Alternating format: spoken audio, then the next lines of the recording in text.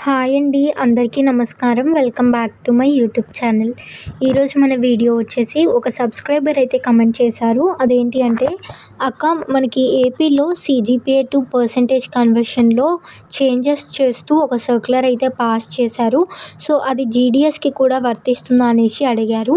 So, ఏపీలో circular ఏమిచ్చారు and అలాగే అది జీడీఎస్‌కి వర్తిస్తుందా లేదా అనేది క్లియర్‌గా ఈ వీడియోలో అయితే ఎక్స్‌ప్లెయిన్ చేస్తాను. సో, వీడియో ఎక్కడ స్కిప్ చేయకుండా చివరి వరకు చూడండి. వీడియో నచ్చితే తప్పకుండా లైక్ చేయండి. అలాగే ఇలాంటి అప్డేట్స్ మీరు మిస్ కావద్దు అనుకుంటే ఛానల్‌ని సబ్స్క్రైబ్ అయితే చేసుకోండి.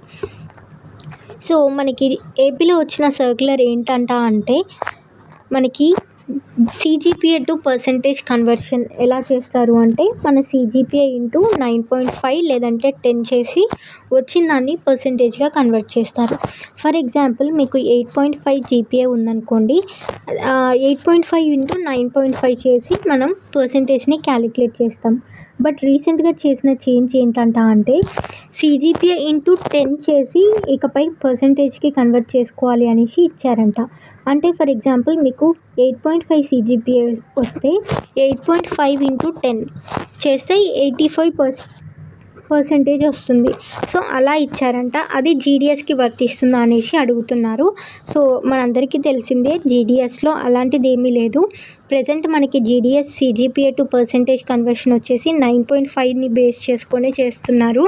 సో, మీకు 10 పాయింట్స్ వచ్చినా కూడా 10 ఇంటూ 9.5 చేస్తారు. సో, 95% అవుతుంది. అలాంటి చేంజెస్ అయితే జీడీఎస్‌లో ఇప్పటివరకు ఏవీ లేవు. అండ్ ఓన్లీ ఏపీలో చేశారు కాబట్టి అది మ్యాక్సిమం జీడీఎస్‌కి వర్తించదు.